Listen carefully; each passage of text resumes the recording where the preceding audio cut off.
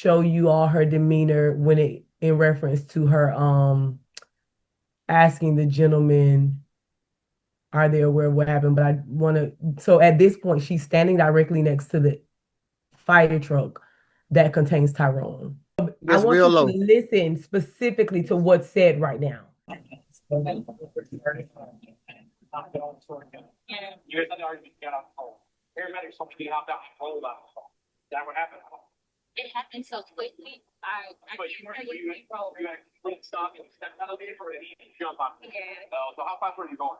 I don't think that fast because we was coming down here, so it couldn't have been that fast. Maybe 25 miles. That was good. Yeah. Yeah. Did you have the pizza in lap or something like that? Okay. Okay. That's 212 days. That's how long it's been since a young father was found dying under a highway overpass in Gainesville, Florida. And to this day, nothing has been done. No arrest. No charges. No official reversal of the police department's original story. Just a family running out of patience, a girlfriend who says she's innocent, and a case that refuses to close. His name was Tyrone Davis Jr. Friends called him Dro. He was 35 years old, a father, a man people describe as someone who lit up a room. On December 27, 2025, 2 days after Christmas, he was found near the Archer Road underpass along Interstate 75, suffering from catastrophic head trauma. He wouldn't survive it. Within days, he was gone. But here's where the story starts to splinter into two different realities. According to Gainesville police, their investigation determined that Tyrone jumped out of a moving vehicle in traffic, and that's how he sustained his injuries. They labeled the death tragic, but not suspicious. Case closed, as far as they were concerned. A young man made a fatal decision, and the road did the rest. But his family was never going to accept that story. Because to them, it doesn't just seem incomplete, it seems impossible. Tyrone hadn't been alone before he ended up under that overpass. He'd been on a Christmas getaway to a cabin with his girlfriend, a woman known as Kiarra, or Lulu, Davis. She was reportedly behind the wheel that night.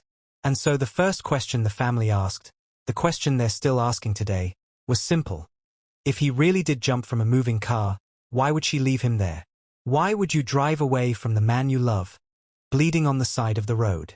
That question alone might have stayed a private family doubt. One of those things grieving people wonder about in the dark. But then came the hospital. When Tyrone arrived, he wasn't logged in under his own name. He was admitted as a John Doe. His family says it took 24 hours before anyone even told them he was there, fighting for his life. 24 hours where a man's identity was a mystery to the very people who loved him most. And during that window, the family says, the person who'd been with him, Kiarra, didn't identify him, didn't stay by his side, didn't do the thing you'd expect from someone who claims total devotion to a man now unrecognizable in a hospital bed. That detail is the crack that split this case wide open. Because to his family, that 24-hour gap isn't a coincidence. It's a choice. And every day since, they've been asking why. If the story had stopped there, a delayed identification, a confusing scene, a police department eager to close the file, maybe this fades into just another tragic accident. But then the family says they started hearing something else entirely. Something that didn't come from speculation. It came from the hospital staff themselves. According to Tyrone's cousin, Natalie Davis, hospital staff told the family directly that his death was not the result of natural causes. More than that, they said his injuries weren't consistent with a fall, weren't consistent with being pushed, and weren't consistent with anything involving a moving vehicle at all. If that account is accurate, it directly contradicts the foundation of the police department's own conclusion. It means the two authorities in this story, the hospital and the police, are telling two incompatible versions of how Tyrone Davis Jr. died. And once that contradiction became public, the family stopped grieving quietly. They started demanding answers loudly. By January, dozens of people were showing up at the very underpass where Tyrone was found, wearing his face on t-shirts, holding signs, refusing to let this become another unmarked mile of highway. Organizers stood in that same spot and told reporters exactly what they believed, that this was not an accident, That everything about the official account felt engineered to make a complicated death simple. And this is where you meet Natasha Davis, Tyrone's aunt, and in many ways, the loudest voice trying to keep this case alive. She's been present at nearly every public moment since. At the protest under that underpass. In front of cameras. Online, refusing to let the algorithm forget her nephew's name. She has said, in no uncertain terms, that she believes the story the family was given doesn't just have holes in it. It's a fabrication designed to protect somebody. Because here's what the family kept running into. Inconsistency after inconsistency. At one point, they say, police described his death as a slip and fall. At another point, the jumping from a moving vehicle account. Natalie Davis put it about as plainly as anyone could. 3 different stories, and none of them add up. To a family desperate for the truth, that's not confusion. That's a pattern. And so the pressure kept building. In February, Tyrone's mother stood in front of the Gainesville City Commission. Not a courtroom, not a press conference, but a city government meeting, because by that point, it was the only room left where someone in power might actually listen. She told them plainly that she couldn't get answers from anyone. The mayor, in response, said he'd have the city manager's office follow up. That was months ago. As far as the public record shows, it hasn't produced a resolution. While the family kept pushing publicly, another side of this story was unfolding. The woman at the center of their suspicion, speaking, in her own way, for the first time.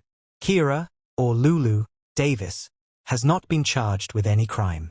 Not obstruction, not manslaughter, not murder, nothing.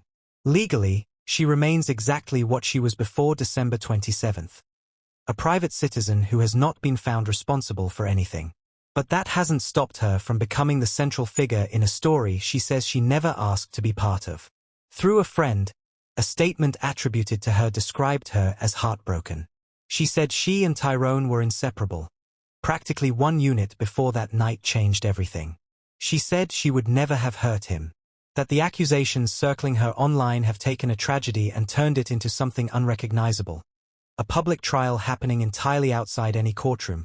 With no judge, no evidence rules, no presumption of innocence. Just thousands of strangers forming verdicts from TikTok clips and Facebook posts. And that's the uncomfortable truth sitting underneath this entire case. There is no confirmed evidence in the public record proving Kiarra Davis harmed Tyrone. What exists is a grieving family's disbelief, a hospital staff's private comments relayed secondhand, and a police department that has not reopened its file despite mounting public pressure. Everything else, every claim of a cover-up, every allegation that she killed him, comes from family conviction and internet speculation, not from a courtroom, an arrest report, or a coroner's official homicide ruling. That distinction matters. Not because the family's pain isn't real. It clearly is, raw and unresolved, playing out in public because they feel like it's the only way to force anyone to listen. But because somewhere in Gainesville right now, there is a woman who says she loved this man, who says she's now living inside a nightmare where strangers have already convicted her of a crime police haven't even charged her with. Maybe she's telling the truth. Maybe the family is right and the full story hasn't come out yet because someone with power is protecting someone with more power. Both of those things can't be true at once, and 212 days later, nobody outside a small circle in Gainesville actually knows which one it is. What we do know is this. A public records request for the full police report reportedly came back astonishingly thin. A single sparse page, for a death this contested. The Gainesville Police Department maintains the case is still an active investigation. Whether active means anything is actually happening behind the scenes, or just means the file hasn't officially been closed, is a question the family has been asking for over half a year without a real answer. By March, the case had stopped being just a family's private grief and had fully become a public spectacle. One with its own factions, its own online battles, and its own casualties beyond Tyrone himself. Natasha, still leading the charge, showed up at another demonstration and, according to accounts from that day, confronted Kiarra directly, face to face, in front of a crowd that had gathered specifically because they no longer trusted the official story. It's the kind of moment that either cracks a case wide open or turns into exactly the kind of chaos that makes everyone forget what the actual goal was supposed to be. The truth about how Tyrone Davis Jr. died. Because that's the risk when a case like this goes unanswered for this long. The online commentary multiplies. Creators pick sides. Strangers with no direct knowledge of what happened that night start speaking with the confidence of eyewitnesses. Somewhere in that noise, Natasha found herself pulled into a separate conflict entirely. A public falling out with a man connected to the case, accusing her of turning people against him, of using her platform as a weapon instead of a tool for justice. Whether that's fair or not, it shows you what happens when a family is forced to fight for answers in public, for months, with no institutional backup. Tensions don't just stay pointed at the people accused. They start fracturing everything around the case too. And through all of it, the core facts remain stubbornly, infuriatingly unchanged. Tyrone Davis Jr. is still dead. Gainesville police still classify it as not suspicious. No one has been arrested. No one has been charged. The hospital staff's account, that his injuries didn't match any of the official explanations, has never been confirmed or denied through any public statement from the hospital itself. It exists only as something the family says they were told, in private, by people who haven't repeated it on the record since. That gap, between what a family says they were told in a hospital hallway and what actually gets written into a police report, is where this entire case lives. It's the space where grief turns into suspicion, and suspicion turns into a movement, and a movement turns into hundreds of strangers online forming opinions about a woman none of them have ever met. So where does that leave things? 212 days later. It leaves a family that has done everything short of solving the case themselves. They've organized protests. They've spoken in front of city government. They've filed public records requests. They've kept Tyrone's name circulating on every platform that will carry it. Because their fear, the fear underneath everything Natasha and Natalie and Tyrone's parents have said publicly, is that if they stop making noise, this becomes just another quietly closed file. Another young black man's death chalked up to an unfortunate accident, filed away, forgotten by everyone except the people who loved him. It leaves a woman, Kiarra Davis, who has not been charged with a single crime, living under a level of public suspicion that most people convicted of actual offenses never experience. Whether that suspicion is righteous instinct from people who knew Tyrone best, or a devastating case of a private citizen being tried and convicted online before any court has heard a shred of evidence. That's the question this case forces you to sit with, uncomfortably, without a clean answer. And it leaves a police department whose official position hasn't moved. Not suspicious, an active investigation, no further comment beyond that. Whether that's because the physical evidence genuinely supports their original account, or because a thin, sparse case file reflects an investigation that was never pushed as hard as it should have been. That's a question they haven't publicly answered either. What's clear is that this isn't over. Not for the family, who show no signs of quieting down. Not for Kiarra, who's had to publicly defend herself against accusations that could follow her for the rest of her life whether or not they're ever proven. And not for the growing online audience who've turned Tyrone Davis Jr.'s name into a rallying cry for a justice system they don't trust to move without pressure.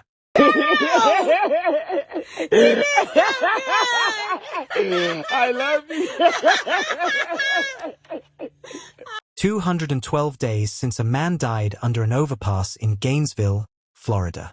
212 days of a family insisting they know what really happened.